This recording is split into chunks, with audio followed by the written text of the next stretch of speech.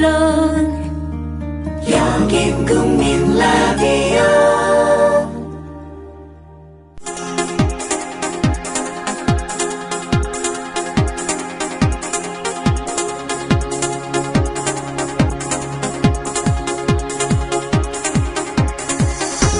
해고 이즈 해피입니다. 쫄지 않습니다. 무슨 말든 할 수 있고 눈치 보지 않고 아무거나 할 수 있더라고요. 진실을 지키는 뉴스 바리케이드. 국민일보 해직 기자 조상훈의 뉴스바. 조상훈입니다. 6월 27일 금요일 뉴스바입니다.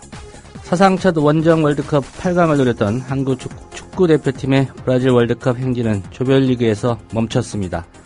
오늘 새벽 열린 조별리그 마지막 경기에서 우리 대표팀은 10명이 뛴 벨기에에 0대1로 졌습니다. 홍명보호는 조별리그 전적 1무 2패에 초라한 성적을 안고 귀국길에 오르게 됐습니다. 오늘 짚어볼 주요 이슈입니다. 박근혜 대통령이 어제 정홍원 국무총리를 유임시켰습니다. 사의를 밝힌 총리가 대통령의 사의 수용과 반려를 차례로 거쳐 그대로 자리를 지키게 된 건 헌정사상 처음 있는 일입니다. 이미 정홍원 총리가 사의를 밝힌 것은 정부를 대표해 세월호 참사에 책임을 지겠다는 이유였습니다. 그러나 정 총리와 이주영 해양수산부 장관의 유임으로 세월호 참사에 책임을 지는 사람은 없게 됐습니다. 이런 상황을 세월호 참사 유가족들은 어떻게 받아들이고 있을까요? 세월호 가족대책위원회 유경근 대변인 얘기 오늘 들어보겠습니다. 금요일에 만나는 최강희의 영시 시간에는 수백 년간의 식민지 지배에서 2002년 독립한 동티모르 아이들에게 축구를 가르쳐 국제대회 우승으로 이끈 김신한 축구 감독의 실화를 다룬 영화 맨발의 꿈에 담긴 의미를 짚어보겠습니다. 잠시 광고 듣고 뉴스바 이어가겠습니다. 안녕하세요. 참여연대 자원활동가 맹행일입니다. 저는 정년퇴직 후 남은 인생을 보람있게 보내는 방법이 무엇일까 고민하다가 참여연대를 찾았고 올해로 14년째 자원활동을 하고 있습니다. 매달 한 번 참여연대 회원들과 시니어 공부 모임도 하고 있습니다. 무엇보다 나이 들어 함께 공부할 수 있는 동료들을 만나는 기쁨은 이루 말할 수 없습니다. 그런데 저와 같이 행복한 노년을 보낸 이도 있는가 하면은 우리 주위에는 하루하루 생활이 힘든 노인들이 많습니다. 참여연대는 창립 초기부터 노인 복지를 위해 애써왔습니다. 소송을 통하여 노령수당 대상을 70세로 제한했던 것을 65세로 확대하도록 했고 노인 장기요양보험의 확대와 개선을 위하여 노력해왔습니다. 노년의 삶이 두렵지 않는 나라 참여연대가 만들어가고 있습니다. 참여연대의 활동에 힘을 보태주십시오. 회원 가입은 홈페이지 www.peoplepower21.org 또는 전화 02-723-5300을 통하여 가입하실 수 있습니다. Breaking news regarding missing Malaysia Airlines Flight 3. So the United States is lowering the threshold for American. 日本と同じで現地予算やってるから意味がないんだ。环球消费调查，我们来说一种特殊的旅游。近年来呢，出国旅游。 출근길 국제뉴스 브리핑 장혜림의 월드 리뷰.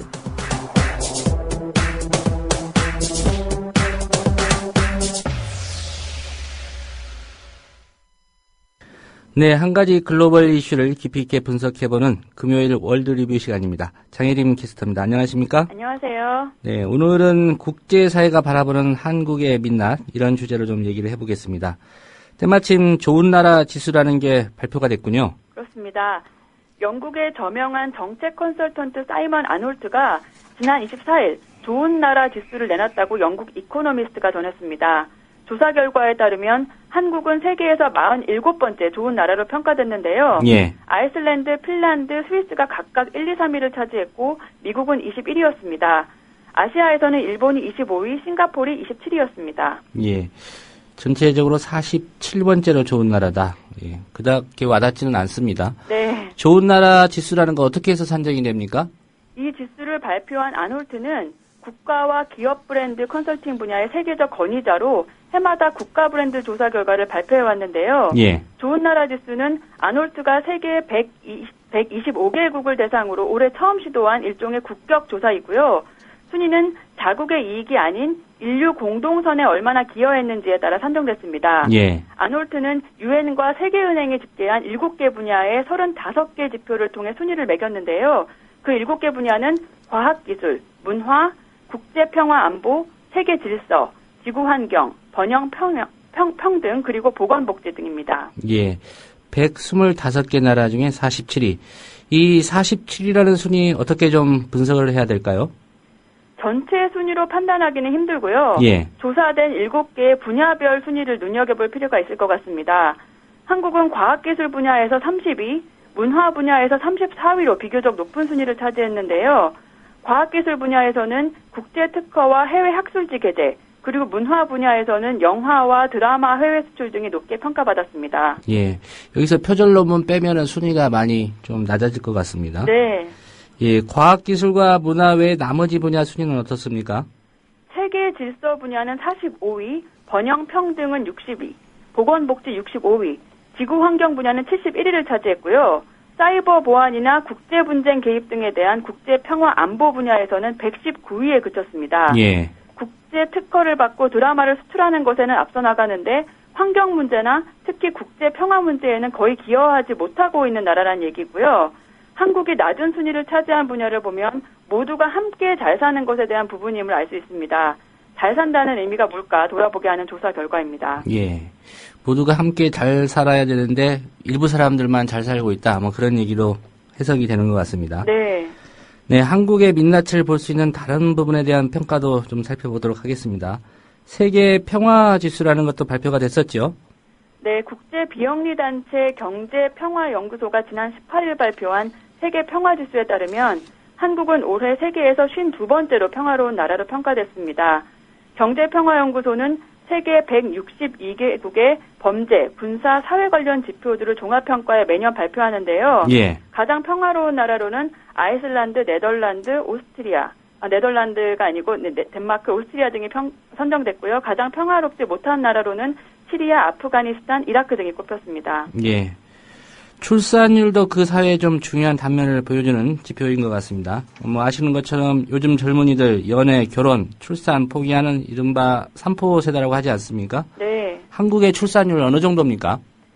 미국 중앙정보국 CIA가 매년 발간하는 책 월드 팩트북에 따르면 올해 추정치 기준으로 한국의 합계 출산율은 OECD 회원국 중 꼴찌입니다. 합계 출산율은 여자 1명이 평생 낳을 것으로 예상되는 평균 출생아 수를 의미하는데요. 예. 한국의 합계 출산율은 1.25명으로 조사 대상 224개국 중 219위입니다. 인구 1000명당 출생아 수를 나타내는 조출생률도 비슷합니다. 한국의 조출생률은 8.26명으로 220위를 차지했고요. OECD 회원국 중 일본을 제외하고는 최하위입니다. 예. 요약하면 많은 사람들이 우리나라에서는 아이를 낳아서 키우는 게 힘들다. 뭐 그렇게 판단하고 있다고 봐야겠죠? 그렇습니다. 아이를 낳는 것을 꺼리는 것은 한국의 결혼과 보육 여건이 그만큼 출산에 우호적이지 않다는 것을 보여주고요. 결혼 비용도 만만치 않은 데다 육아 부담도 커서 출산 기피 현상이 점점 심각해지고 있는 것 같습니다. 예. 매번 이 발표에 좀 주목하고 있는데 이 자살률이 높은 것도 한번 살펴봐야 될 것 같습니다. 네, 한국은 OECD 국가 중 9년 연속 자살률 1위를 기록하고 있습니다. OECD에 따르면 2011년 기준 한국에서 인구 10만 명당 자살하는 사람은 28.4명으로 34개국 중 1위인데요. 전체 평균인 11.3명보다 2배가 훨씬 넘는 수준입니다. 예. 평균보다 2배가 넘는다고 하니까 아주 심각한 수준이군요. 네. 한국의 언론 자유 어떻게 평가되고 있습니까? 인권단체이자 국제언론감시단체 프리덤하우스는 지난달 언론자유 보고서를 발표하고 올해 한국의 언론자유 순위를 68위로 선정했습니다. 프리덤하우스는 언론자유지수에 따라 국가들을 자유국, 부분적 자유국, 그리고 부자유국으로 나누는데요. 예. 이 중 한국을 부분적 언론자유국으로 분류했습니다. 프리덤하우스는 최근 10년간 전 세계의 언론자유가 최악의 수준이 됐다고 분석했는데요. 권위주의 정부가 뉴스 등을 통제하기 때문이라고 설명했습니다. 예. 긍정 경험 지수라는 것도 조사가 돼서 그 결과가 나왔네요. 네. 지난 3일 미국 여론조사 기관 갤럽이 지난 한 해 동안 사람들이 느낀 긍정적 감정을 지수로 환산한 그런 조사인데요. 예. 한국은 138개국 중 90위였습니다. 갤럽의 자료에 따르면 10위권 안에 국가들은 대부분 중남미 국가들이었고요. 선진국 중에서는 호주가 15위, 미국이 19위로 비교적 높은 순이었습니다. 갤럽은 이 지수가 개인의 주관적 감정을 집계했다는 그런 한계가 있지만 사회 불안 가능성에 대한 선행지표 역할 등 고려할 만한 측면도 있다 이렇게 설명했습니다. 예. 이 밖에 또 어떤 평가들이 있습니까? 세계 경제 포럼의 남녀 격차 지수를 보면 130개 나라 중 한국은 100위 안에도 못 들고요. 남녀 간 임금 격차는 OECD 국가 중 가장 큽니다. 한국의 1인당 국민소득은 30위권, 초고속 인터넷 보급률은 최상위권인데요. 앞에서 말씀드린 여러 조사 결과들은 한국의 실상이 어떤지 돌아보게 하고요. 예. 진정한 선진화가 경제 규모나 인터넷 보급률만으로 이룰 수 없다는 걸 보여주고 있습니다. 예. 잘 들었습니다. 감사합니다. 네, 장혜림 캐스터였습니다.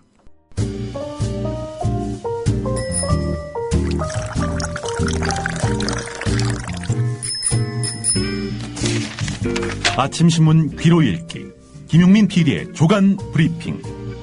네, 6월 27일자 주요 조간신문이 전하는 기사 살펴보겠습니다. 김용민 PD의 조간 브리핑입니다. 어서 오십시오. 네, 안녕하십니까. 예. 6월 27일자에서 전혀 소개되지 못한 방금 끝난 월드컵 소식부터 전해드리겠습니다. 예. 벨기에와의 조별리그 H조 최종 3차전에서 후반 33분에 결승골을 내주면서 0대1로 패했습니다. 이로써 우리 선수단 짐 싸고 돌아오게 됐습니다. 예. 이 0대1 결승골을 내줄 시점에 벨기에 선수들은 10명이 뛰고 있었죠. 예. 예. 중계해 줬는데 옆 경기를 또 신경을 안 쓸 수밖에 없잖아요. 네. 러시아하고 알제리전요. 글쎄 말입니다. 예. 지금 이제 3대0으로 이기면 됩니다라는 캐스터의 멘트가 좀 안타까웠습니다. 우리가 3대0으로 이제 3대0으로 이기면 됩니다. 예. 예. 이제 0대0의 상황에서. 예. 예.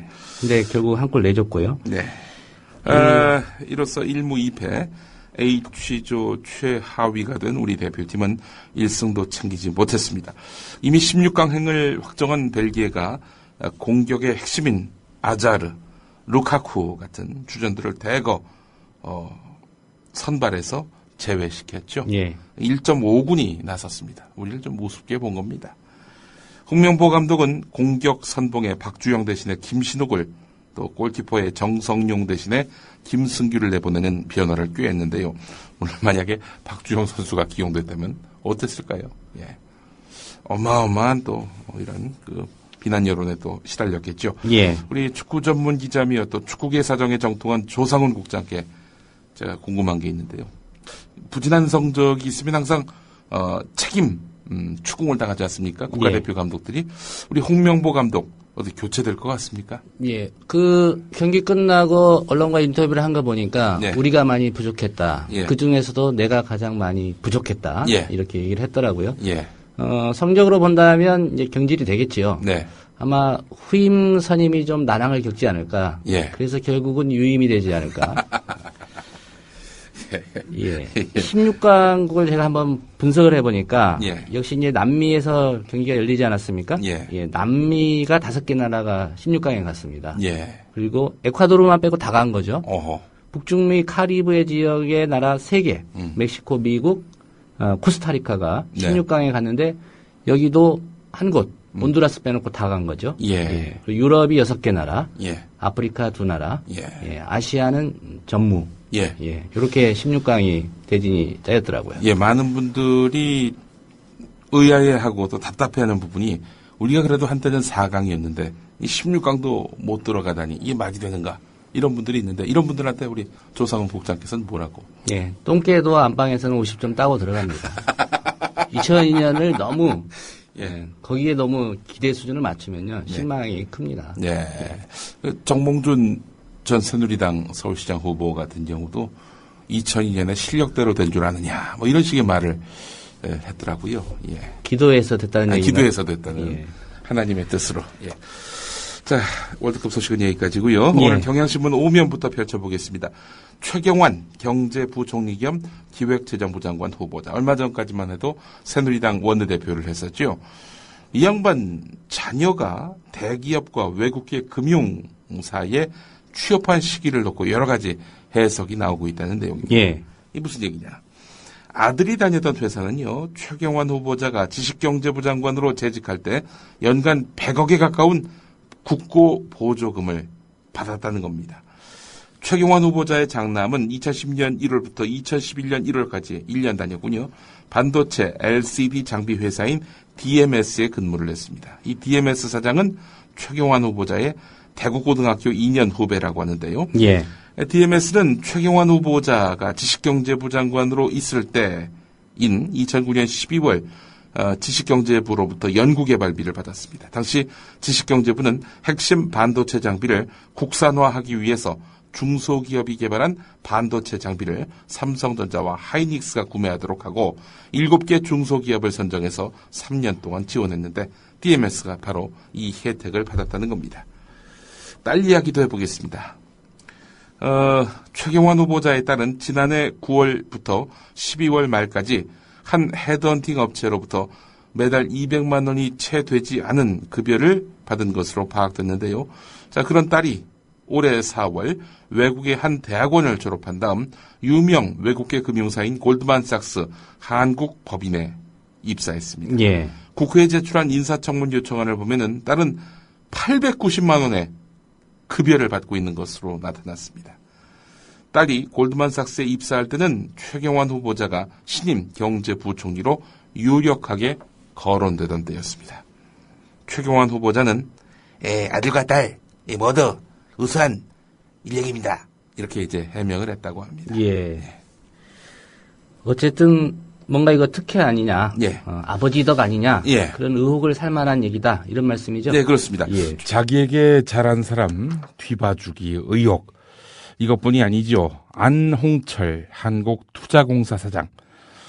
이 사람도 주목해볼 필요가 있습니다. 이 사람이 원래는 사장이 아니라 그전엔 감사였거든요. 감사로 있을 때 2006년부터 2013년까지 모두 2,130만 원의 후원금을 냈다고 합니다. 안홍철 감사가 누구에게? 최경환 새누리당 의원에게 말이죠. 지난해에는 이 안홍철 사장에게서 개인이 국회의원에게 낼 수 있는 연간 후원금 최대 한도인 500만 원을 후원금으로 받았습니다. 최경환 의원이 말이죠. 최경환 의원 2004년 17대 국회 때 경북 경산청도에서 당선된 다음 내리 3선을 하면서 대부분 기획재정위원회에서 활동했지요. 기획재정위원회 한나라당 간사를 맡기도 했죠. 2008년에는. 그럼 피감기관이었습니다. 한국투자공사. 여기에 감사로 있는 사람에게서 어마어마한 후원금을 받았다. 이런 얘기죠.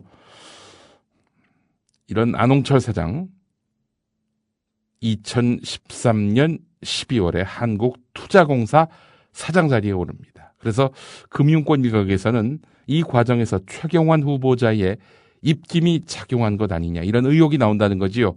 당시 최경환 후보자는 그러니까 안홍철 씨가 감사에서 사장이 되던 그 무렵 최경환 후보자는 새누리당 원내 대표였습니다. 게다가 두 사람은 연세대 동문이고 말이죠. 행정고시 1회 차이로 선후배가 갈립니다. 물론 선배는 최경환 후보자입니다. 예. 네. 김명수 교육부 장관 후보자 얘기도 좀 해볼까요? 예, 그렇습니다. 김명수 후보자 허위 경력 논란에 이어서 이번에는 경력 부풀리기 의혹이 또 나오고 있습니다. 새정치민주연합 박홍근 의원이 한국교원대로부터 제출받은 김명수 후보자의 1993년 9월 한국교원대 임용 당시의 이력서를 보면은 1981년 11월부터 1980년 10월 말까지 서울대 사범대학 부설 교육행정연수원에서 임시 전임 강사로 활동했다 이렇게 적혀 있습니다. 또 1981년 9월 1일부터 1983년 2월 말까지 서울대 사범대 시간강사로 활동했다고 기재했는데요. 또 시간강사 옆에 조교라는 표현도 썼습니다. 그러나 박홍근 의원이 서울대로부터 제출받은 자료를 보면은 김명수 후보자의 서울대 재직 기간에 사범대 교육학과 조교, 사범대 교육행정연수원 조교 이렇게만 나와 있습니다. 아니 조교 생활만 했는데 무슨 임시 전임 강사며 또 시간 강사며 이런 경력으로 이 부풀린 거 아니냐. 이거 허위 아니냐. 이런 의구심이 든다는 겁니다. 뭐 약간 기본적으로 뭐 역사관, 시국인식 다를 수 있죠. 뭐 우경이라 할지라도 생각이 다르다 할지라도 뭐 그것이 문제가 될 수는 없다고 봅니다. 많은 기본적인 정직성이 결여되어 있는 뭐 논문 표절 문제도 그렇지 않습니까? 이런 분이 이 교육 수장이 된다. 여러 가지로 결격 사유가 보입니다. 이미 중앙일보와 동아일보는 김명수 후보자로는 안 된다라는 입장의 사설을 발표한 바 있습니다. 자, 최경환, 김명수 두 부총리 후보자의 의혹 소개를 해드렸고요. 이번에는 오늘의 본론, 바로 정웅원 국무총리 유임입니다. 오늘 경향신문 사설 첫 문장이 뭔지 아십니까? 이쯤 되면 막가자는 것인가, 이것이고요. 한겨레의 사설 첫 문장은 개그라면 너무 황당한 개그고 코미디라면 너무나 슬픈 코미디다, 이렇게 표현을 했습니다. 대통령의 인사가 이런 식으로 조롱거리가 된 것입니다. 한겨레 사설을 소개하겠습니다. 제목이 시키는 사람이나 남는 사람이나 이건데요. 정웅원 총리 유임은 국가 운영 포기 선언이다. 인물을 고르고 검증을 하고 국회 인사청문회를 통과하도록 노력하는 것은 대통령이 마땅히 해야 할 의무다. 새 총리를 고르겠다는 것은 국민과의 약속이기도 했다. 그런데 박근혜 대통령은 그런 의무를 회피하고 약속을 헌신짝처럼 버렸다. 그리고 새로운 총리 한 명 고를 능력이 없는 무능한 대통령임을 스스로 만방에 구했다. 이것을 두고 고육책이니 미봉책이니 하는 말은 어울리지 않는다. 이런 무책임과 무능으로 도대체 어떻게 나라를 끌고 가겠다는 것인지 도무지 이해할 수 없다. 박근혜 대통령은 심기일전해서 국민의 눈높이에 맞는 새 총리 후보자를 고르기는커녕 전 그렇다면 예전 총리로 가버리겠다고 어깃장을 놓아버렸다. 박근혜 대통령의 이번 결정에는 인사는 내 고유 권한인데 누가 뭐라고 할 것이냐라는 오기가 가득 차 있다. 이미 보따리를 싼 총리를 유임시키는 대통령이나 붙잡는다고 슬그머니 주저앉는 총리나 모두 염치 없고 부도덕하기 짝이 없다. 이렇게 질타하기도 했습니다.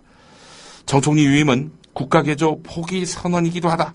새로운 총리가 이끄는 내각에 국가개조 임무를 맡길 것이란 말을 몇 차례씩 되풀이한 사람은 다름 아닌 박 대통령이다. 그런데 이제 와서 세월호 참사에 책임이 있는 헌 총리에게 새로운 국가 만들기 작업을 시키겠다고 나선 꼴이 됐다. 대통령이나 총리 모두 이제는 국가 개조니 새로운 국가 건설이니 하는 말 할 자격도 없다.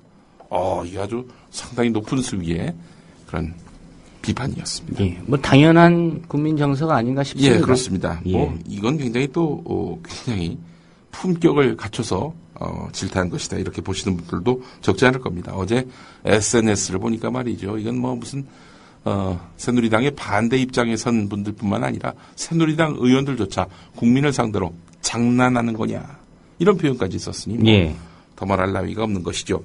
오늘 조선일보도 비슷한 논지의 사설을 실었고요. 또 두 번째 사설로 이런 제목의 사설을 실었습니다. 청와대 문고리 권력 논란 끊이지 않는 이유는 무엇인가? 문고리 권력이라고 했습니다. 박근혜 대통령은 취임 후 특별한 일정이 없으면 각종 보고서를 읽으면서 홀로 시간을 보낸다고 한다.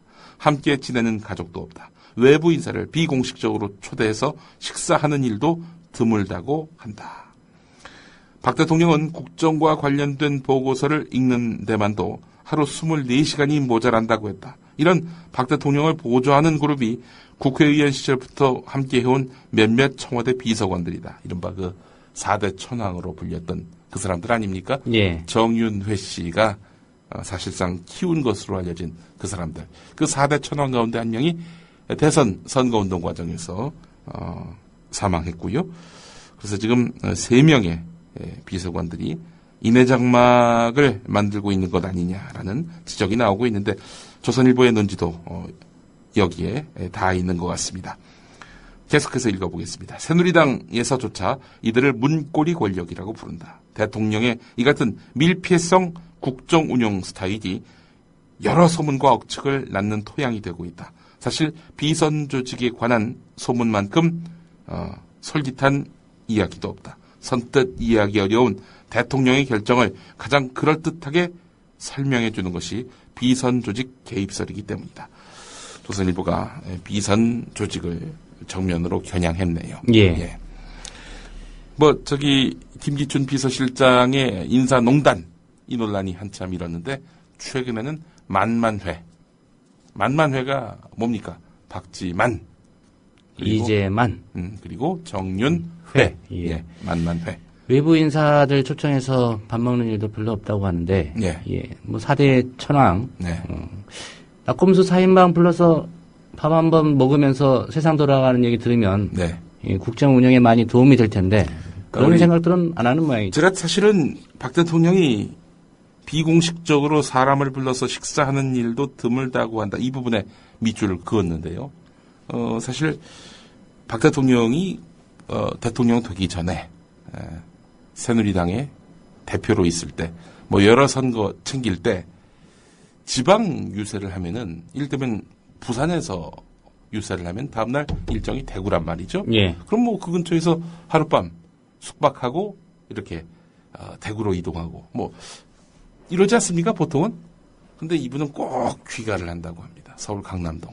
그러니까 서울 강남 삼성동으로 꼭 귀가를 하고 외부 일정이 있어서 집에 들어가기 뭐한데도 불구하고 꼭 식사는 또 집에 와서 하시고 뭐 그런 습성이 있다라고 박 대통령을 아는 분이 얘기하더군요. 예. 그 집에 무슨 애완견이 있나요? 하여튼 상당히 이 인간관계 문제에 있어서는 광폭의 그런 교류가 많이 없다. 이건 뭐 정설인 것 같습니다. 조선일보를 보겠습니다. 또 사면인데요. 박근혜 대통령이 정무원 총리 유임을 결정하자 청와대 관계자는 오죽했으면 그랬겠느냐 이렇게 말을 했다고 하는데 청와대 관계자 이야기는 인사권은 대통령이 가진 가장 큰 권한으로 기쁨이 돼야 하는데 실상은 지옥이나 다름없었다 이렇게 말했다고 합니다. 이런 사정을 이해하면서도 상당수 청와대 인사들은 정홍원 유임을 의외로 받아들였다는 겁니다. 그들은 대형 사고의 책임을 지고 사실상 물러난 사람의 사의를 60일 뒤에 반려한 경우는 없을 뿐더러 과연 국민이 납득할 수 있을지 모르겠다 이렇게 우려했다는 겁니다. 농담처럼 했던 이야기가 현실이 됐다라고 하는 사람도 있었습니다. 이 말은 조국 교수도 했더군요. 예. 청와대는 문창극 전 총리 후보자가 자진 사퇴한 이후 본격적으로 새로운 총리 후보자를 물색해 왔다고 하는데요. 어제 이제 유임 발표를 했잖아요. 근데 그 전날 6월 25일에도 새 인물이 여러 명 추천된 것으로 알려졌습니다. 그러니까 이 인물 저 인물 따져보니까 에이 없다. 그럼 정의원으로 가자. 이랬다는 거 아니겠습니까? 이 흐름을 보면은 이와 관련해서 청와대 고위 관계자가 한 말이 있습니다.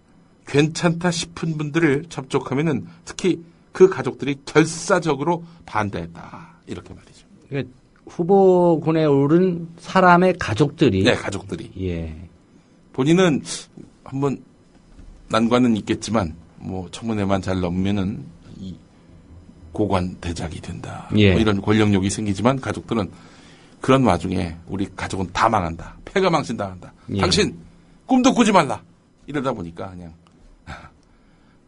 그 청와대 제안을 뿌리칠 수밖에 없다는 겁니다. 저는 이렇게 얘기하고 싶습니다. 그따위 인물들하고만 접촉하니까 사달이 나는 거 아니냐라고 말이죠. 이런 가운데 새누리당 인사 실패를 인사청문회 탓으로 돌리고 있습니다. 이완구 원내대표, 지금 비상대책위원장을 맡고 있죠. 당대표가 아직 결정되지 않다 보니. 이완구 원내대표는 총리 인사청문회를 13년 운영했는데 여러 시행착오를 겪고 있다. 본 취지대로 운영되도록 야당과 함께 생산적인 시스템을 논의할 것이다. 이렇게 말을 했고요. 윤상현 사무총장은 들으려 하지 않는 야당, 낙인 찍기만 하는 야당 앞에서 세상에 어느 누가 온전할 수 있겠는가. 이따른 그 부적절 인사들의 그 기용과 낙마의 책임을 야당과 제도 탓으로 돌리는 새누리당이라 하겠습니다.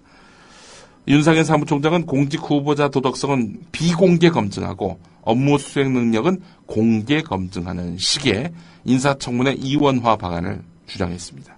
아니 이 문창극 후보자의 검증이 청문회에서 이루어진 게 아니잖아요. 그 청문회 열리지도 않은 상황인데 본인들이 청문 요구서도 제출하지 않았으면서 네. 이 인사청문회 탓을 하고 있는 이 상황. 네. 도무지 이해가 안 됩니다. 그 도덕성을 왜 비공개 검증합니까? 아니 도덕성 문제를 국민들이 몰라야 된다는 거예요? 이게 여론으로 확산되면은 뭐 안 되니까 예. 야당한테만 슬쩍 보여주고 이건 밖으로 알리지 않고 국민을 기만하는 거죠. 국민을 상대로 해서 능멸하는 거죠.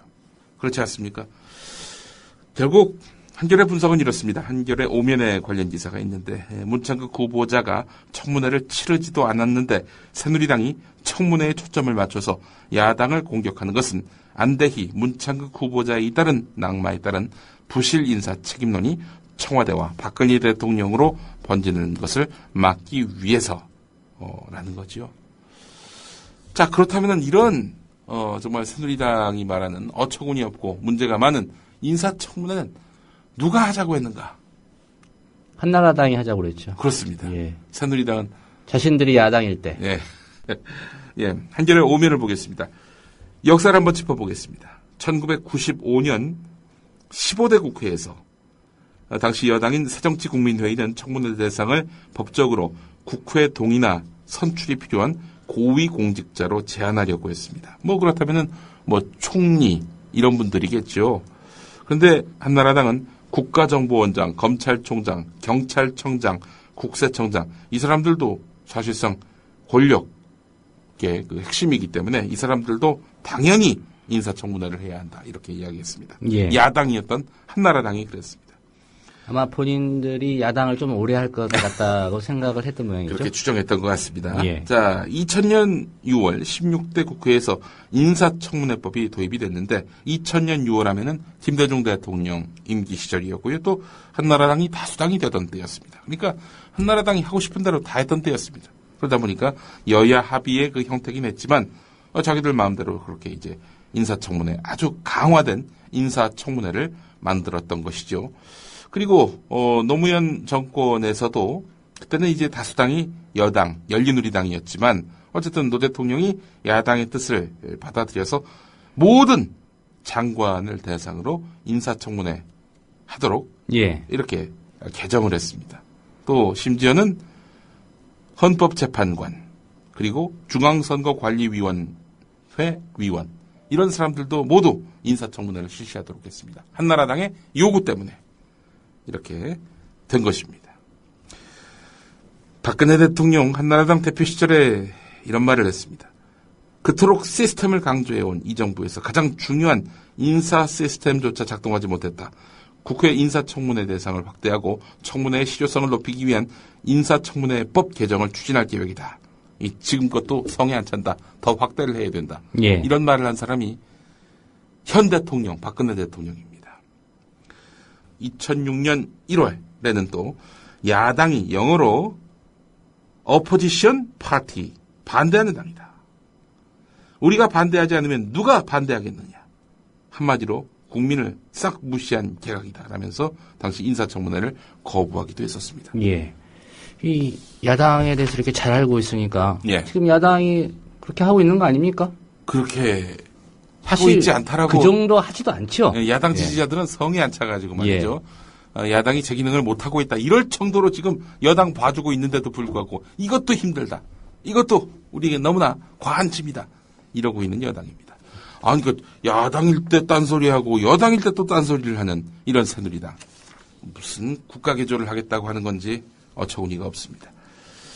오늘 또 중앙일보가 김진국 대기자, 어제는 또 박보균 대기자에 이어서 오늘은 또 김진국 대기자가 오보는 바로 잡는 게 용기다 이렇게 말했습니다. 중앙일보 오보입니까? 아닙니다. KBS가 오보를 했다는 겁니다. 예. 왜 오보라는 거죠? 문창극 동영상 한 70분짜리인데 그걸 2분만 이렇게 편집해서 내보낸 거. 이거 오보라는 거예요. 아니 근데 뭐가 오보라는 건지 클럽 내용 눈 씻고 봐도 없어요. 그러니까 전체 맥락을 제대로 소개하지 않고 일부분만 편집해서 보여줬다는 겁니다. 전형적인 논리죠. 이제는 아예 오보라고 단정을 합니다. 악마의 편집에서 이제는 오보라고 단정하고 있습니다. 중앙일보. 이렇게 문창극 씨를 감싸서 도대체 얻고자 하는 것이 무엇일까요? 중앙일보만 이 목소리를 내고 있습니다. 오늘 예. 조선동아는 더 이상 쟁점하지 않고 그냥 덮어두고 있는데 선배에 대한 예의 아닐까요? 전관예우입니까? 전관예우. 예. 전직예우. 전직예우. 예. 전자예우겠군요. 기자니까 전자예우. 예. 자, 다음 소식으로 넘어가 보겠습니다. 서울신문 사면기사인데요. 군 계속해서 말바꾸기라고 있습니다. 군 당국이 이 총기 난사 사건 범인 임모병장을 강릉 아산병원에서 국군 강릉병원으로 이송하면서 본격적인 수사에 착수를 했는데 군이 사고 처리 과정에서 잇따라 말을 바꿔서 신뢰를 무너뜨리고 있다는 겁니다. 임 병장이 작성했다는 데모 이것을 비공개로 붙였단 말이죠. 예. 그는 뭐라고 해명했냐면 유족들이 원하지 않는다. 근데 유족들은 우리는 원하지 않는다는 말을 하지 않았다. 거짓말을 한 겁니다. 이미 앞서서 임 병장을 이송하는 과정에서 국군 강릉병원이 대역을 동원한 사실과 관련해서도 국방부의 거짓말이 너무나 뚜렷해 보입니다. 강릉 아산병원 쪽에서 무질서해질 수 있기 때문에 대역을 써달라 이렇게 요청을 해가지고 국방부가 수용했다라고 했는데 병원 측은 그런 대역을 요구한 적이 없다 이렇게 말하고 예. 있습니다. 예. 이런 식으로 뭔가 감추는 게 있는 거죠. 감추는 게 있는 겁니다. 알리고 싶지 않은, 드러내고 싶지 않은 그런 환부가 있는 겁니다. 이 환부를 그대로 두면 사고 또 발생하지 않겠습니까? 예. 뭐 환부를 보여줘야 치료를 할 수 있는 거 아니겠습니까? 환부를 계속 이런 식으로 기만술로 감추고 있는 군. 예. 총기 난사 사건 또다시 오리하지 않을 수 없는 군의 행태입니다. 예. 세월호 관련한 소식이 있는데요. 청와대가 세월호 국정조사 대상 아닙니까? 아니 초동 대처를 어떻게 했기에 대통령이 배가 다 침몰한 이후에 아니 구명조끼 입은 사람이 있다고 그러는데 그게 안 보이나요? 이런 엉뚱한 현상 진단을 할 수 있느냐라는 건데 예. 청와대가 세월호 국정조사와 관련해서 자료를 한 건도 제출하지 않았다고 합니다. 법적 기한이 지났음에도 불구하고 제출 실적은 0, 제로. 이런 가운데 누군가 제출하지 말라고 지시했다라는 야당 의원들의 주장도 나오고 있습니다. 청와대는 법률 검토가 늦어지는 것일 뿐이다라면서 이렇게 해명했지만은 논란은 커지고 있습니다. 예. 185건을 요청했는데 한 건도 제출을 안 했군요. 0건을 제출했습니다. 예. 서울신문 판면을 보면 안타까운 사연이 있습니다. 부모를 잃은 어린이 있죠. 5살 소녀. 실종 아버지. 아직도 못 찾았습니다. 이 실종 아버지가 사망한 것이 아니기 때문에 아직은 친권자입니다. 그렇기 때문에 이 친권자가 존재한 이상 후견인을 지정하는 데는 이게 시간이 걸릴 수밖에 없는 겁니다. 예. 실종 아버지가 장기간 발견되지 않을 경우에는 이제 후견인을 나중에 지정할 수 있지만 이게 최대 1년이 소요된다는 겁니다. 그 사이에 유산, 보상금, 법적 처리를 할 수가 없다는 거죠. 부모도 잃고 후견인도 못 찾는 세월호 아이들 이야기. 오늘 딱한 사정이 서울신문 8면에 있습니다. 이런 가운데 해경이 해경 해체를 무리하게 결정했다는 그야말로 경천동지할 보도자료를 냈습니다. 해경의 잘잘못에 대한 조사가 끝나지 않은 상태에서 무리하게 해경 해체라는 해결책이 제시됐다 이렇게 지적을 했던 거지요. 예. 자, 그러자 그날 오후에 보도자료가 초안 작성 단계에서 실무자착으로 잘못 배포됐다 이러면서 뒤늦게 번복했습니다. 한국일보가 12면에서 다루고 있습니다. 해경은 모든 초동 대처가 미흡하군요. 예, 그렇습니다. 뭘 하든. 예. 예. 이 소식도 한번 좀 전해드리겠습니다. 한국일보 1면을 보면요. 국토교통부가 현대자동차 산타페 그리고 쌍용자동차 코란도 스포츠의 연비를 검증해봤더니 이 차량의 표시 연비가 부풀려졌다. 예. 이러면서 과징금을 부과한다 이렇게 발표했습니다. 자, 그런데 산업통상자원부는 그 연비 문제없다. 맞다. 이렇게 나왔단 말이죠. 이 국토부와 산업부 사이에 갈등이 빚어지고 있는 겁니다. 중재 역할을 맡은 그 부처가 있죠. 바로 기획재정부입니다. 예. 이 기획재정부의 그 장관이 부총리 아닙니까? 자, 그런데 아무런 역할도 못하고 있습니다. 산업부의 손을 들어주자니 대기업 봐주기라는 오해를 살 수 있고, 국토부 손을 들어주자니 산업부의 반발이 상당했다. 결국 한쪽 편을 들지 않고 있는 상황이다. 이렇게 말을 했다고 하는데, 박근혜 대통령 말대로 이 청와대가 컨트롤 타워가 아니다 보니 이런 부처 간의 조율도 안 되는 이런 막장 행태가 고스란히 드러나고 있다. 이렇게 볼 수 있을 것 같습니다. 예. 한국일보 13행 기사 하나 추천합니다. 일반 고등학교의 몰락, 서울대 신입생 절반도 안 된다는 겁니다. 대부분 다 자사고, 특목고 아니겠습니까? 연세대 성균관대도 50% 이하라고 합니다. 일반고의 침몰, 예, 이렇게 표현해도 무리 아닐 것 같습니다. 내년부터는 여초 시대가 열린다는 중앙일보 이면 기사도 논기를 끕니다. 하지만 여성의 사회적 지위는 여전히 낮지요. 예. 그러니까 남성 인구를 첫추월하게 된다. 여성이. 예. 그런 얘기죠. 그렇습니다. 통계 작성 이후. 예. 오늘 여기까지 하겠습니다. 예. 네, 잘 들었습니다. 김용민 PD의 조간 브리핑이었습니다.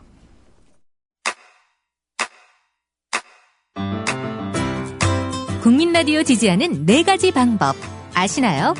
다운로드하기, 별점 주기, 댓글 달기, 구독하기. 국민 라디오를 보다 많은 이들에게 전할 수 있는 가장 손쉬운 방법. 다운로드하기, 별점 주기, 댓글 달기, 구독하기. 잊지 마세요. 다운로드하기, 별점 주기, 댓글 달기, 구독하기.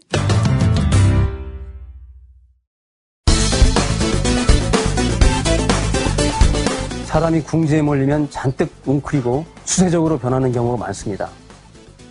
정 총리를 위임하는 것은 일종의 수비형 진용을 짠 거라고 봅니다. 어쨌거나 현상 유지라도 해보자는 것이죠. 이토록 책임론이 분출하고 있는데도 청와대 김기춘 비서실장 그대로 위임한 것도 마찬가지라고 봅니다. 임석규 한겨레 정치 에디터의 말. 계속해서 새정치민주연합 유은혜 원내대변인의 말. 세월호 참사 이후 달라진 대한민국을 만들겠다던 박근혜 대통령. 그 눈물의 다짐은 모두 거짓이었습니까? 논란의 중심. 정홍원 국무총리 유임의 편. 저는 앞으로 국가를 바로 세우고 안전한 대한민국을 만드는 일과 공직사회의 개혁, 부패 척결, 그리고 비정상의 정상화 등 국가 개조에 앞장서 저의 마지막 모든 힘을 다할 것입니다. 국가 개조를 위해 문란한 양반이 국가 개조를 책임지겠다고 다시 나서는 형국. 60일 전에 했던 사의 표명. 내각을 총괄하는 총리인 제가 책임을 지고 물러나는 것이 당연하고 사죄드리는 길이라는 생각이었습니다. 단 한 명도 구조하지 못한 정부가 단 한 명도 책임지지 않겠다는 것입니다. 저는 정 총리를 위임한 것이 이제 앞으로 엄청난 후폭풍을 불러일으킬 거라고 생각하고 있습니다. 야권은 물론 여권 내부에서부터 불만이 분출할 것으로 봅니다. 이재호 의원부터 시작해 변희재 씨까지 장탄식을 했다고 하는데, 특히 김영우 의원은 세월호 참사에 대한 정부의 무능함을 책임지고 사퇴했던 총리가 다시 위임됐습니다. 매우 안타깝습니다.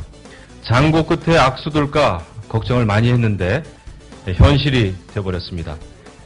세월호 피해자 가족과 국민에게 이런 결정을 어떻게 설명해야 될지 여당 국회의원으로서 난감합니다. 한편 보수 성향으로 새누리당 지지 입장이 뚜렷한 정곤기 홍익대 교수는 문창극 사퇴 직후에 이런 말을 하는데, 지금 문창극 후보자가 오늘 낭만을 했어요. 네. 이런 상황에서 제가 아까 청와대 대통령 다 부담된다고 그랬는데 더 부담되는 쪽은 야당입니다. 네. 이게 또 낙마를 시켰거든. 청문회 안 가고. 네. 그러면 김기춘 씨한테 책임을 물어야 되는데 책임을 물을 수 없는 상황에 또 나와 있습니다. 책임 물었다가는 이거 야당 해도 너무하나 해가지고 당장 730 재보선이 있거든요. 네. 그러니까 결국 박근혜 대통령은 앞으로도 야당 보고 열심히 씹으라는 뜻에서 청문회가 필요 없는 정홍원 총리를 재기용했다는 말? 저는 고사의 뜻을 밝혔으나 대통령님의 간곡한 당부가 계셔서 새로운 각오하에 임하기로 하였습니다.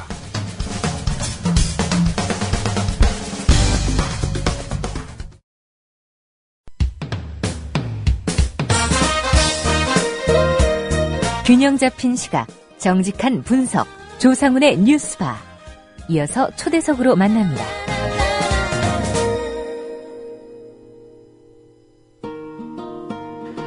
박근혜 대통령이 어제 정홍원 국무총리 유임 카드라는 헌정사상 초유의 꼼수를 내놨습니다. 박근혜 정권 주변에는 청문회 통과할 총리 후보자 한 명 없다는 반증이기도 합니다. 박근혜 대통령의 정홍원 총리 유임 카드에 가장 당혹해할 분들, 아마도 세월호 참사 유가족들이 아닐까 싶습니다.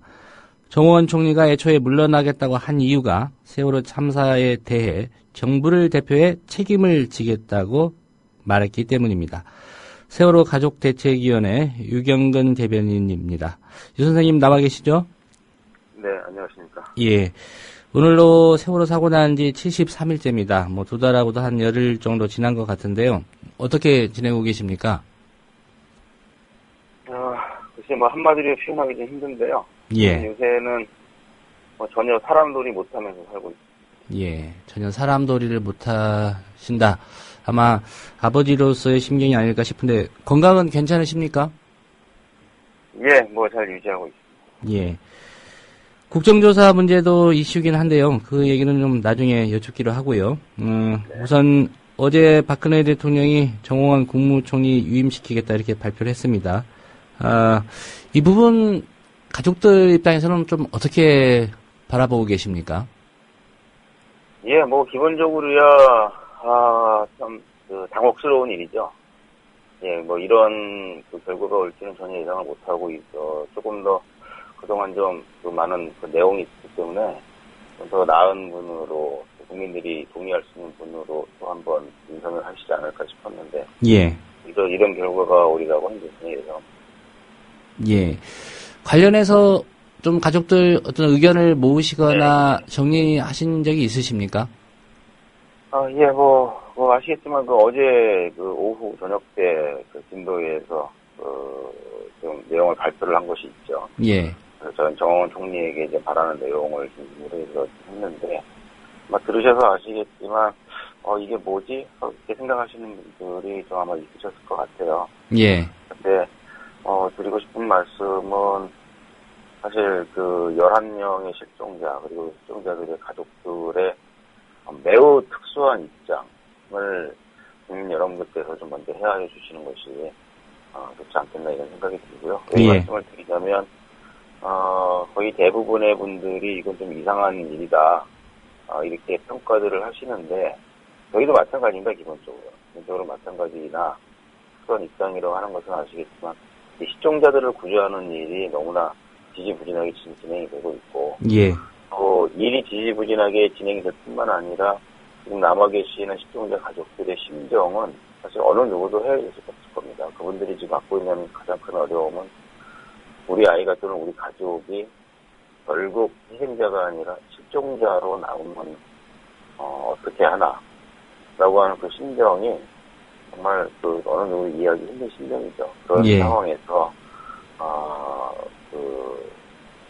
정 총리 유임에 대해서도 좀 특수한 시각으로 바라보는 그런 면들이 있습니다.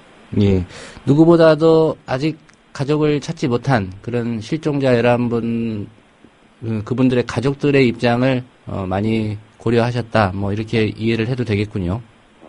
예, 그렇죠. 예. 그런 배경이 있음에도 불구하고 좀 여쭤보겠습니다. 이 세월호 참사와 관련해서 이제 내려진 정부의 조치라는 게 특히 이제 박근혜 대통령이 뭐 인사 쇄신을 해서 뭐 국가를 개조하겠다 뭐 이런 얘기 누누이 하지 않았습니까? 그리고 해경을 뭐 해체하겠다 이런 발표도 했었고요. 그런데 지금까지로 본다면 그 발표한 것 중에 제대로 이루어진 건 아무것도 없다. 이렇게 볼 수밖에 없는데 이 상황은 어떻게 평가를 하고 계시는지요? 예, 뭐 말씀하신 대로 결론적으로 보면은 사실 아무것도 된 게 없죠. 좀 아주 긍정적으로 평가를 한다고 그러면 아직 진행 중이다. 결론을 내기 위해서 뭐 진행 중에 이렇게 좋게도 평가할 수 있겠습니다만, 예. 저는 사실 지금 과정에서 나와야 될 것들이 몇 가지가 있거든요. 그런데 중요한 몇 가지가 지금 이루어지지 않고 있기 때문에 사실 이렇게 말은 그렇게 했지만 긍정적으로 평가하기는 어려운 상황인 것 같아요. 예. 혹시 보도 보셨는지 모르겠지만 어제 해경이 보도자료를 냈다가 이걸 번복한 일이 있었습니다. 이 해경 해체라는 게 무리하게 결정된 거다라고 비판했다가 뒤늦게 좀 문제가 될 것 같으니까 이거 번복했는데, 이런 상황은 또 해경 해체에 대해서도 사실 가족들은 실종자 수색이나 구조가 먼저인데라는 그런 입장 갖고 계셨습니다. 이 부분은 또 어떻게 보고 계시는지요? 우선 해경에 어느 정도의 그 책임이 있느냐, 이것도 한번 같이 생각을 해봐야 될 텐데, 예. 사실 저도 마찬가지고 우리 가족들 대부분이 해경이 책임을 져야 할 부분은 정말 상당히 많다, 크다, 이렇게 이야기를 할 수 있을 것 같아요. 예. 그렇기 때문에 뭐 해경 해체가 됐든 무슨 방법이 됐든 이 모든 일이 끝난 다음에 해경이 책임을 묻는 과정은 반드시 필요할 겁니다. 그러나 저희들이 지적을 하고 있는 건 뭐냐면, 해경은 뭐 해체를 하든 뭐 보강을 하든 그런 그 행위를 떠나서, 예. 과연 어느 만큼의 책임이 있고 무엇을 책임져야 하는지에 대해서 아무것도 밝혀진 게 없거든요. 지금까지는 다 그렇게 생각을 한다, 뭐 추측을 한다, 추정을 한다, 이런 부분이지 아무것도 진상규명이 이루어진 게 없기 때문에 진상규명 없이 책임을 묻는 것도 좀 어떻게 보면 어불성설이죠. 그래서 우선 철저하게 진상규명을 해서 누구에게 어떤 기관에 어느 정도의 책임이 있는지를 규명한 다음에, 예. 거기에 맞는 적절한 조치가 이루어지는 게 맞는 거지, 그런 과정 없이 무조건 해체한다라고 하는 거는 서로 모든 사람들이 책임지기 어려운 그러한 좀 과정이 아닌가 그렇게 생각을 합니다. 예. 진상 규명 후에 이제 그 진상에 따라서 책임질 부분에 대해서 책임을 지면 된다, 이런 말씀이신데요. 우선 인사 문제만 놓고 본다면 결과적으로 지금 정홍원 총리 유임됐고요. 또 해양수산부 장관인 뭐 이주영 장관도 지난번에 개각 발표 때는 포함이 안 됐기 때문에 사실상 유임된 거고요. 안전행정부 장관 같은 경우에 지금 이제 바꾸겠다고 했는데 그 후보자 역시 좀 적격 인사가 아니다라는 그런 여론이 좀 비등한 상황입니다. 그렇다고 하면 뭐 다시 돌아가서 결과적으로 세월호 참사에 정부가 대응한 그런 미숙한 대응, 이 부분에서 대해서 책임지는 사람은 아무도 없는 것 같은데, 그럼 어떻게 이 부분은 누가 책임을 져야 된다고 생각하시는지요? 말씀하신 대로 지금까지 많은 분들이 총리를 비롯해서 많은 분들이 책임을 지겠다고 의사표명을 하고 그렇게 하셨는데도 불구하고 결론적으로 책임지는 사람이 아무도 없다, 여기 동의를 합니다. 예. 동의를 하고, 그렇다면 누가 책임을 져야 될 거냐. 어제 발표한 평가를 한 이 내용들 중에 보면은 아무도 책임을 안 지니 그럼 결국 대통령이 책임을 져야 되는 거 아니냐, 이렇게 표현하는 것도 또 봤습니다. 예. 글쎄요, 저희 입장에서 지금 당장 탁 집어서 누구라고 이야기하기는 상당히 어려운 부분들이 있고요. 그러나 현상에 대해서 상당히 유감인 거는 사실입니다. 예. 좀 앞으로 진짜 책임질 사람들 그런 책임을 져야 되겠죠. 여기까지만 말씀드립니다. 예. 책임져야 될 사람들은 뻔히 보이는 것 같은데 그걸 또 책임을 안 지고 있으니까 뭐라고 좀 딱히 집어서 말씀하시기가 좀 어려운 그런 상황인 것 같습니다. 예, 뭐 오늘 또 신문을 보니까 이제 국정조사와 관련된 얘기로 좀 넘어가야 될 것 같은데요. 이 청와대에다가 야당 쪽에서 국정조사 관련 자료를 한 185건을 제출해달라고 요청을 했는데 아직까지 한 건도 제출이 안 됐다고 합니다. 예, 이 국정조사 이래가지고 좀 제대로 될까라는 걱정이 되실 것 같은데 이 상황은 좀 어떻게 보고 계십니까? 이 국정조사 시작을 하기 전에, 사실 저희가 한 2박 3일 동안 국회에 머무르면서, 합의를 볼 수 있도록 저희가 좀 이렇게 종용을 하거나 그런 것들은 기억을 하실 겁니다. 예. 그때도 저희가 분명히 말씀을 드렸었는데, 우리 가족들이 국정조사에 큰 기대를 걸기 때문에 그러는 건 아니다라고 분명히 말씀을 드린 적이 있습니다. 왜냐하면 과거에 여러 차례 국정조사 경험을 봤을 때에 국정조사를 통해서 무엇이든 명쾌하게 밝혀지거나 또 책임을 물은 경우가 거의 없었거든요. 저희들이 잘 알고 있기 때문에 이번이라고 해서 특별히 뭐가 달라지겠는가, 사실 좀 기관적인 측면들이 있겠습니다. 예. 그럼에도 불구하고 그렇게 했던 이유는 국정조사에 대한 어떤 기대치가 컸기 때문이 아니고, 처음 시작할 때부터 우리가 내세웠던 그 원칙이 훼손되기 시작을 하면 이후에 어떠한 진상규명 과정에 있어서도 영향을 끼칠 수밖에 없다라는 판단했기 때문에 그랬던 거죠. 그럼에도 불구하고 이 국정조사를 무시하고 갈 수는 없을 겁니다. 이후에 단계들이 기다리고 있어서 지금 할 수 있는 것들은 해놔야 되겠습니다. 그래서 비관적이다, 낙관적이다 얘기하는 건 별로 의미가 없을 것 같고, 그동안 저희들이 해왔던 대로 저희들이 할 수 있는 몫이 있으면 계속 여기에 집중을 해서 조금이라도 더 나아지는 국정조사가 될 수 있는 역할을 해놓은 것이 나을 것 같고요. 예. 또 그렇게 하다 보면 많은 분들이 공감을 하셔서 힘을 실어주시지 않을까. 예. 이 청와대가 어쨌든 국정조사에 필요한 자료이기 때문에 제출을 요구했는데 이걸 한 건도 안 했다. 물론 이제 예. 야당 의원들이 요청한 자료긴 합니다만은 가족들 입장에서도 진상규명을 해야 된다고 한다면 이런 건 좀 청와대 측이 좀 적극 협조해달라고 요구할 수도 있지 않을까 싶은데 어떤 계획 같은 거 혹시 갖고 계십니까?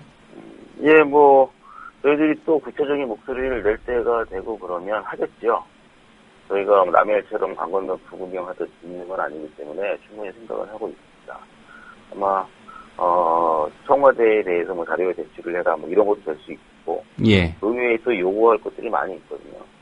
이런 것들을 하기 위해서 지금 저희들이 의논을 하고 또 준비를 하고 있고요. 아마 곧 기관 보고가 이제 다음 주부터 시작을 되니까 그때부터 해서 본격적으로 저희들도 국정조사 관련된 여러 가지 활동들을 시작을 할 수 있을 것 같습니다. 예.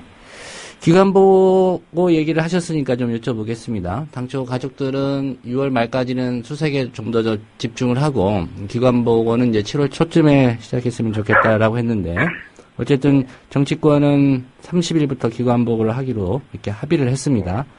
야당은 좀 줄곧 주장했던 게 사전 조사를 좀 충분히 실시하고 나서 기관 보고를 해야 된다. 이런 얘기였고요. 이 일정에 대해서는 가족들 입장에서는 어떻게 절충된 결과로 받아들인다 그런 입장이신가요? 정확히 말을 하면 절충된 결과라기보다는 어쩔 수 없는 선택들이 아니었는가 생각을 해요. 예. 좀 일찌감치 예를 들어 6월 30일이 됐든 며칠이 됐든 간에 여야가 서로 합의를 해서 날짜를 정한 거는 아니라고 보고요.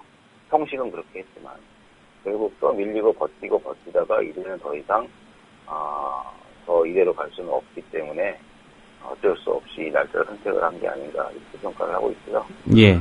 결론적으로 저희 입장에서는 어느 정도 잘 됐느냐 안 됐느냐 이런 평가는 사실 별로 의미가 없습니다.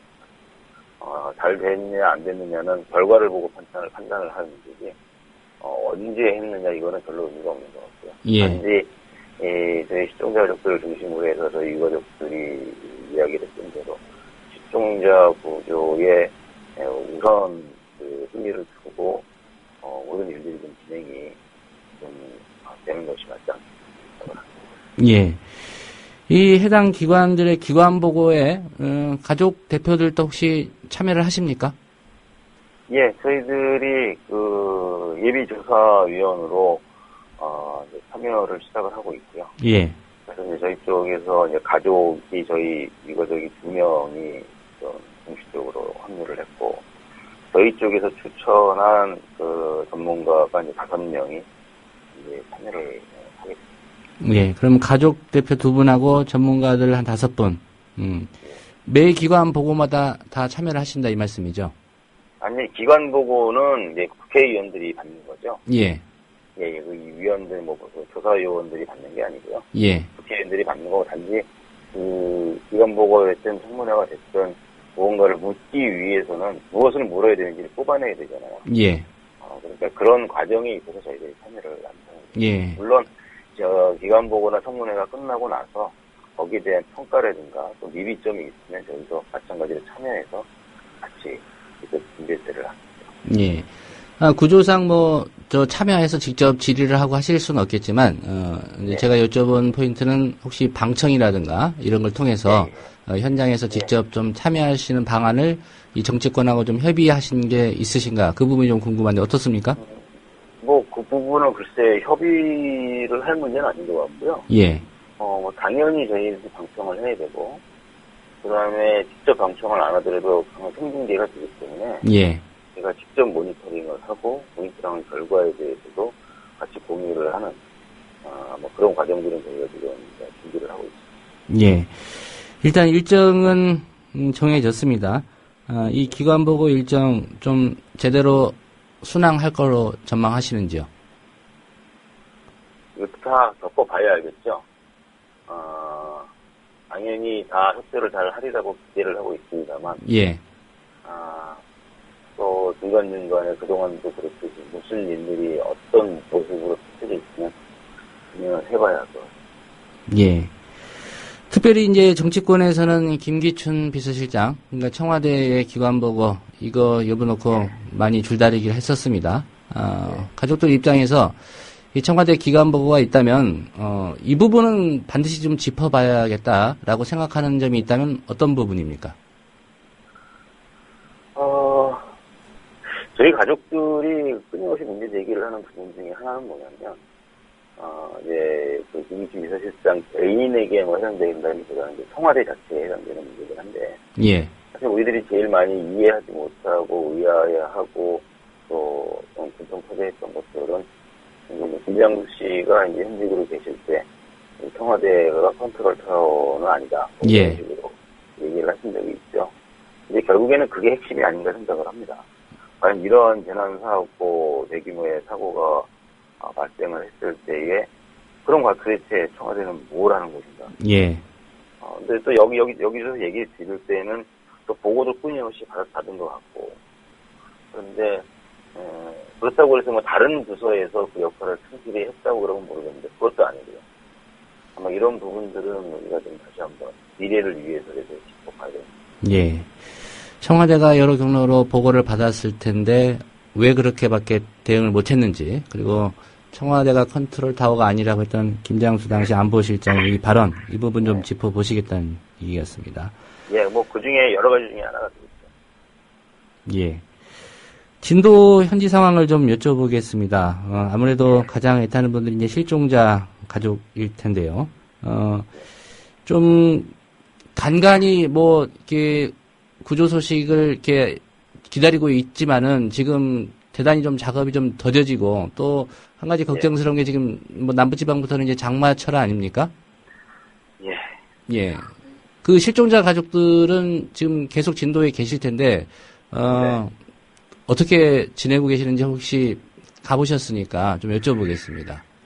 예, 갔다 온 적도 있습니다만, 끊임없이 그쪽에 소식은 듣고 있고, 또 저희 유가족들이 끊임없이 왔다 갔다 하면서 상황들을 보고 있기 때문에 또 얘기도 많이 듣고 있습니다. 충분히 예상을 하시겠지만, 굉장히 좀 안 좋은 상황이고요.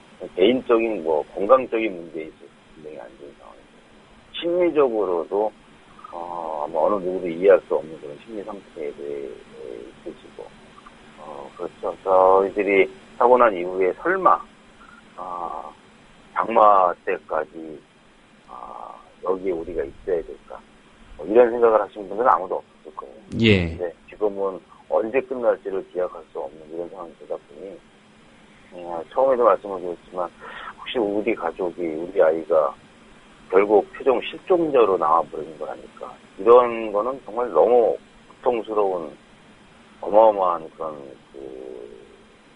공포거든요. 예. 그런 상황에서 참 위로하는 것도 쉽지 않고 힘을 드리는 것도 쉽지 않고 그런 상황입니다. 한 가지 그 가족들, 특히 실종자 가족들 입장에서는 대단히 고민스러운 부분일 수도 있겠습니다만 좀 여쭤보겠습니다. 기약이 없다라는 이제 말씀을 하셨단 말이죠. 그렇다고 하면 이제 그 마지막 수단으로 결국 인양의 문제를 생각하지 않을 수 없을 것 같은데 그 부분에 대해서는 뭐 말씀을 좀 하시기도 좀 조심스러울 것 같고요. 아니 뭐 조심스러울 것도 없습니다. 결국 이제 선체 인양을 말씀을 하시는 건데요. 예. 저희들도 인양 이야기를 안 한 건 아니죠. 그러나 저희들이 얘기했던 인양은 선체 인양이 아니라 더 신속하고 더 빠른 또 그런 구조를 하기 위한 그런 구조에 도움이 될 수 있는 인양의 방법이 있다 그러면 저희들이 고려하겠다는 생각을 하겠다는 이야기를 수차례 했었습니다. 예. 그러나 이제 이 정부 쪽에서는 거기에 대한 대안을 아무것도 내놓은 것이 없죠. 단지 얘기하는 거는 자꾸 선체 인양 뭐 이런 것만 자꾸 이야기를 하기 때문에 저희들이 굉장히 분노를 하고 있는 거고요. 예.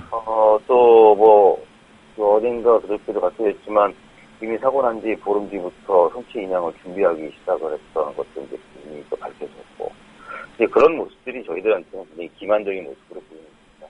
예. 말씀하신 거에 대해서 구체적으로 답을 드리면 선체 인양은 언젠가는 해야 되겠죠. 근데 그 언젠가가 언제냐라는 문제인데 그거는 제일 확실한 거는 실종자가 아무도 없을 때 예. 모두 다 수습을 했을 때는 당연히 선체 인양 들어가겠죠. 만일에 그게 아니라고 그러면 한 가지 가능성은 현재 진도에 계신 모든 실종자 가족들이 동의를 하는 수밖에 없습니다. 예. 무슨 동의냐면 아직 내 가족이나 아이가 안 나왔지만 더 이상 수색해봐야 의미가 없다라는 하는 부분을 스스로 인정을 하시고 받아들이실 때 그때 이제 선체 인양에 관한 얘기가 나오고 실행이 들어갈 수가 있지 않겠습니까? 예. 또 한 가지 방안이 가능한지 모르겠지만 정말 정밀 수색을 철저하게 해서 더 이상 선체 내에는 실종자가 없다. 그걸 발견할 수 없다. 뭐 이런 결론이 나는 상황일 수도 있겠는데 그거는 이제 정부가 어떻게 정밀 수색을 하느냐에 좀 달려 있을 것 같고요. 예.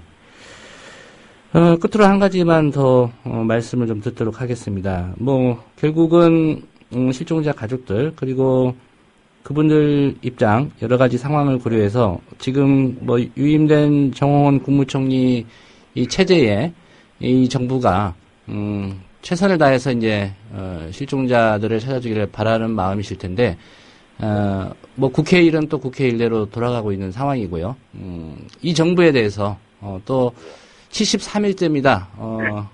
뭐 촛불 집회라든가 서명 운동 통해서 많은 국민들이 여전히 이제 관심을 갖고 있지만은 사실 시간이 흐르면서 조금씩 그게 좀 덜해지고 있는 것도 현실입니다. 국민들께 하시고 싶은 말씀 있으면 부탁드리겠습니다. 예, 아마 국민 여러분께서 사실은 지금까지도 많은 잊지 않고 관심을 가지시고 또 힘을 주시는 걸 저희들이 잘 알고 있습니다. 거기에 저희는 감사하게 생각을 하고 있고 여전히 모든 국민들께서 이건 우리들만의 저희들만의 일이 아니고 모든 국민들, 이 나라의 일이라고 아직까지도 생각을 하고 계신 것을 잘 알고 있습니다. 그러나 저희도 마찬가지지만 국민 여러분께서 요즘 많이 좀 힘이 빠져 하시는 것은 결국 하나라고 생각을 합니다. 그건 뭐냐면, 이런 이런 참사 같은 경우에 아무리 그래도 진상규명을 하는 데 있어서, 속도를 내고 제대로 해야 되는 거 아니냐, 그렇게 하지 않겠느냐 기대를 했었는데, 그런 기대들이 하나씩 이제 무너져 가면서, 이제 허탈해 하시는 것 같습니다. 그렇기 때문에, 저희가 그냥 말로서만 뭐 부탁을 드리는 것보다는 그동안도 그렇게 해왔지만 유가족들이 먼저 나서서 진상규명을 위해서 모든 일을 바로잡기 위해서 조금 더 뛰어다니고 애를 쓰고 하다 보면 또 다시 더 큰 목소리로 응원을 해주실 수 있을 생각을 하고 또 먼저 힘을 실어주시면 저희들이 또 그렇게 열심히 하면서 해보도록 하겠습니다. 예. 모쪼록 바쁘시겠지만 건강 잘 살피시고요. 또 중간중간에 국정조사 과정이나 연결해서 말씀 들어보도록 하겠습니다. 오늘 말씀 잘 들었습니다. 예, 감사합니다. 네, 세월호 가족대책위원회의 유경근 대변인과의 인터뷰였습니다. 여러분께서는 지금 국민일보 해직기자 조상훈이 진행하는 국민라디오 아침 시사 프로그램 조상훈의 뉴스바를 듣고 계십니다.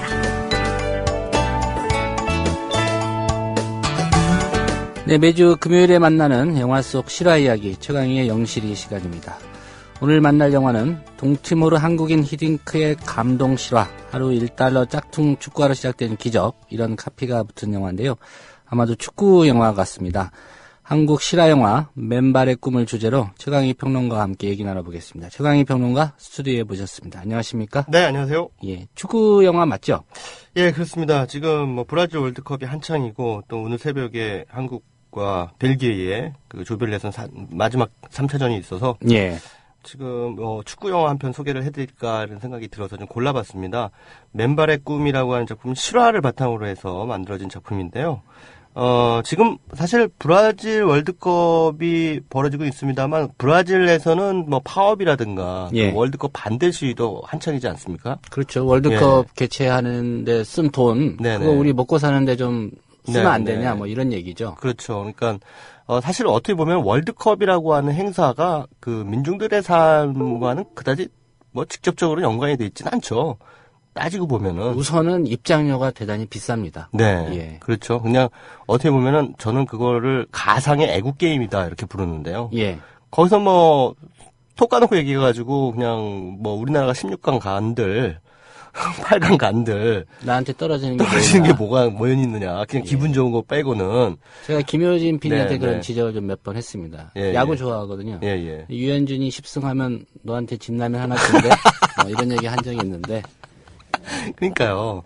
그냥 기분 좋은 거 외에는 없는 거예요. 그러니까 따지고 보면 그런데 또 한편으로는 이 월드컵이라는 건 대단히 엄청난 또 돈의 향연 아니겠습니까? 그렇죠. 그 엄청난 이 중계권을 비롯해가지고. 예, 스폰서 기업. 네, 모 방송국은 우리나라가 브라질 월드컵에서 좀 죽을 쓰는 바람에 뭐 한 100억 정도를 손실을 봤다. 뭐 이런 얘기도 있더라고요. 8강 가야 뭔가 이렇게 손익분기점에 도달을 한다고. 중계권을 엄청나게 비싸게 샀는데 한국 팀이 선전을 해줘야 그 중계권 본전을 뽑는데 그렇지 못하게 되는 그런 상황이 이어지다 보니까 뭐 그렇게 됐다 뭐 이런 얘기도 들은 적이 있습니다.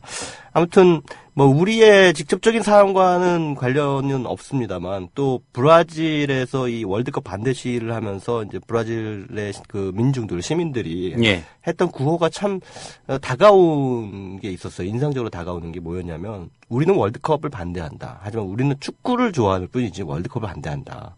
이 말이 되게 그 가슴에 와닿더라고요. 예. 브라질 뭐 세계적인 축구 강국이고 브라질 사람들이 얼마나 축구를 좋아하는지 우리는 뭐 안 봐도 비디오죠. 근데 월드컵이라는 행사 자체가 그들의 삶에 어느 정도의 플러스가 될 것인가라는 걸 따져봤을 때 또 그분들이 생각하는 건 다르다는 거죠.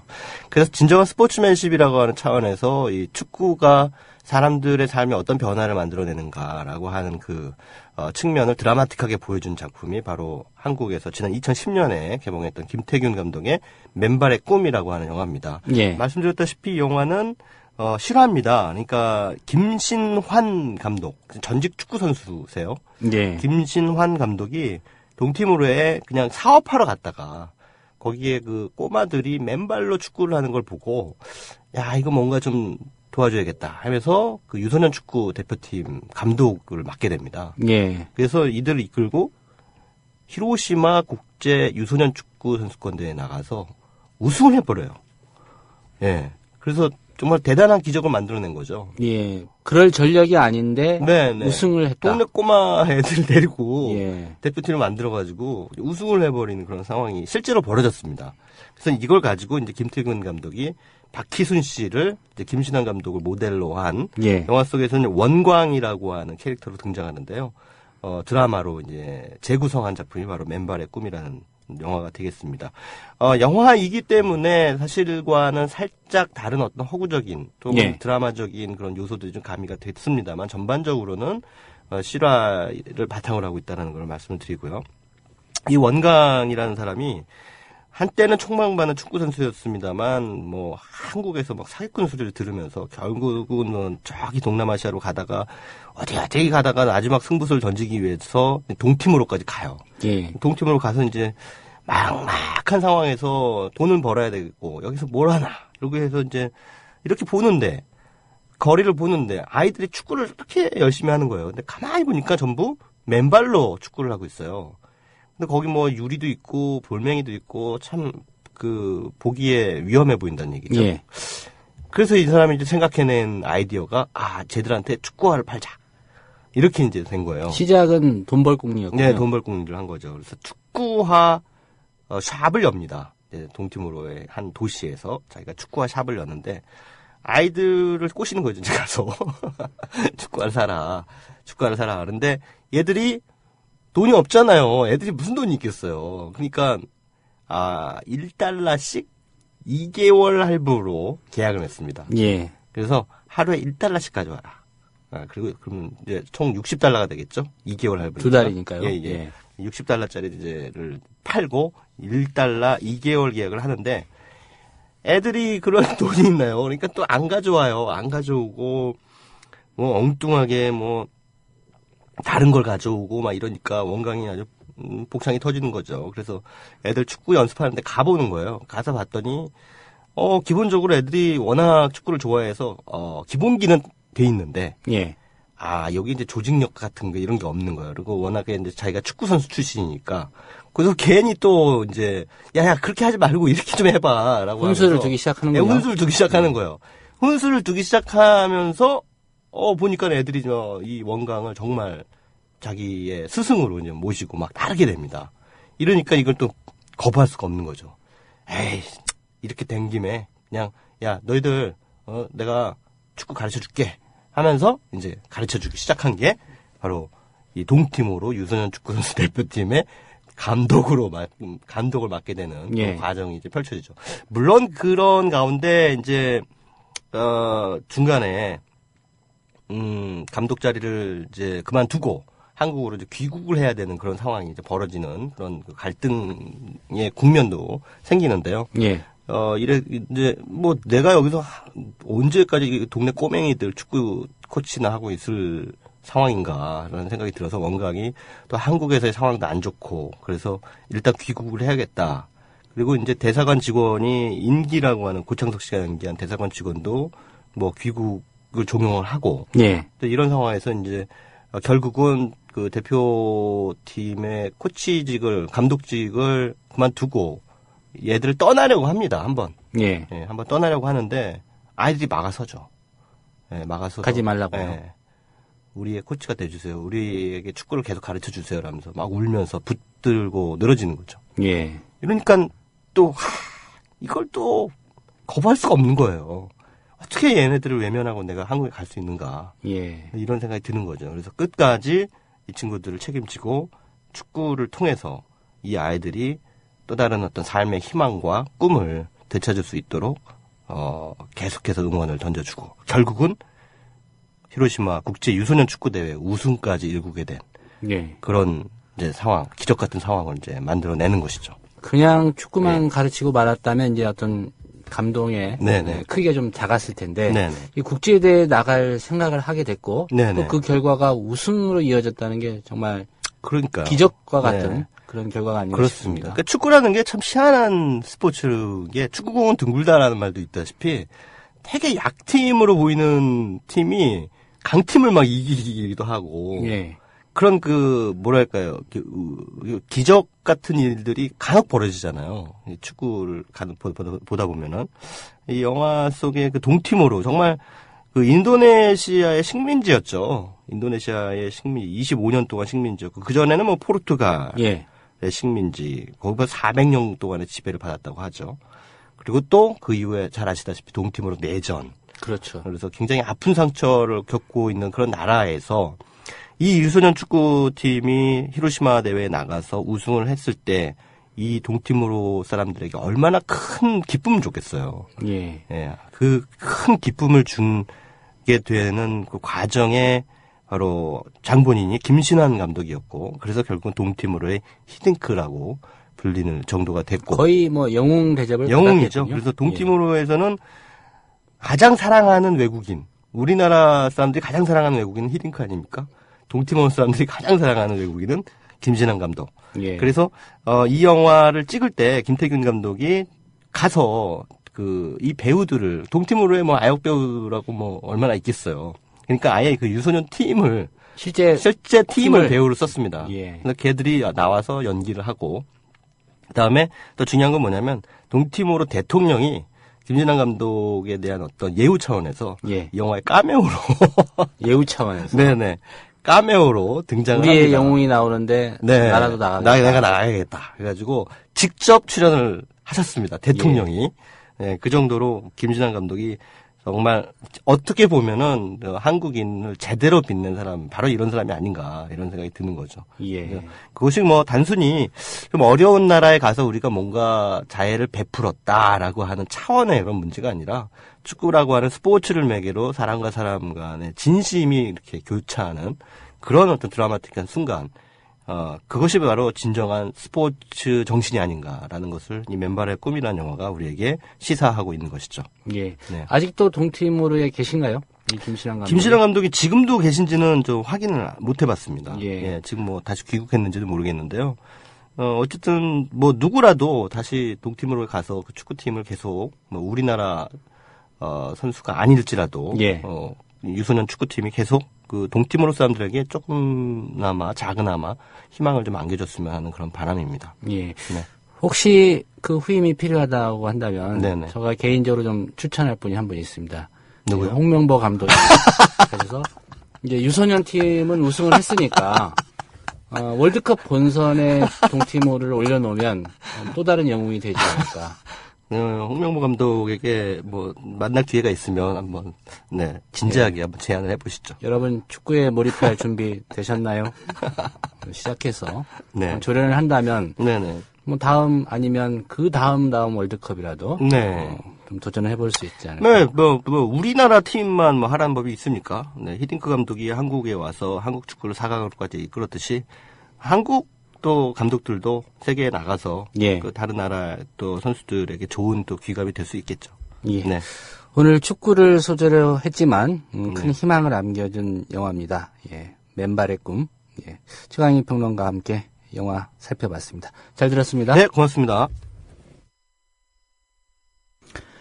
네, 축구 얘기를 좀 더 이어가도록 하겠습니다. 오늘 아침에 끝난 조별리그 마지막 경기 결국 한국의 16강 탈락 확정이 됐는데요. 많은 실망을 좀 하셨을 것 같습니다. 여기서 몇 가지 위안을 받을 수 있는 분석을 좀 해드릴까 합니다. 예.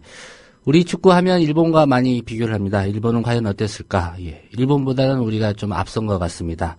똑같이 1무 2패, 승점 1점에 그쳤는데요.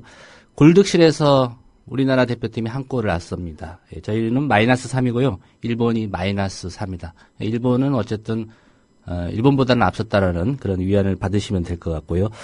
또 한 가지 크게 위안을 받으실 수 있습니다. 예. 잉글랜드, 축구 종주국이죠. 그리고 호날두가 있는 포르투갈, 예. 그리고 지난대 우승팀입니다. 무적함 대 스페인, 예. 그리고 뭐 전통의 강호죠. 아주리 군단 이탈리아, 모두 16강 진출에 실패했습니다. 이들 나라들과 대한민국 축구가 어깨를 나란히 했다. 이렇게 위안을 받으시면 될 것 같습니다. 물론 내용적으로는 좀 차이는 있습니다. 잉글랜드가 1무 2패, 승점 1점에 골득실 -2. 예, 포르투갈은 좀 아쉽게 탈락을 했습니다. 1승 1무 1패, 승점 4점을 확보하고 골득실에서 미국한테 밀렸습니다. 그리고 스페인도 1승은 기록했습니다. 이탈리아도 1승을 기록했고요.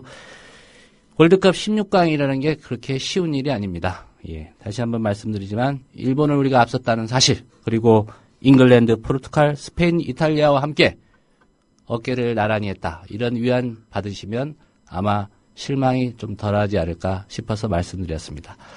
네, 오늘 준비한 소식은 여기까지입니다. 지금까지 제작의 김효진 PD였고요. 저는 조상훈이었습니다. 주말 잘 보내시고요. 다음 주 월요일 아침 7시 30분에 다시 인사드리도록 하겠습니다. 들어주신 여러분 고맙습니다.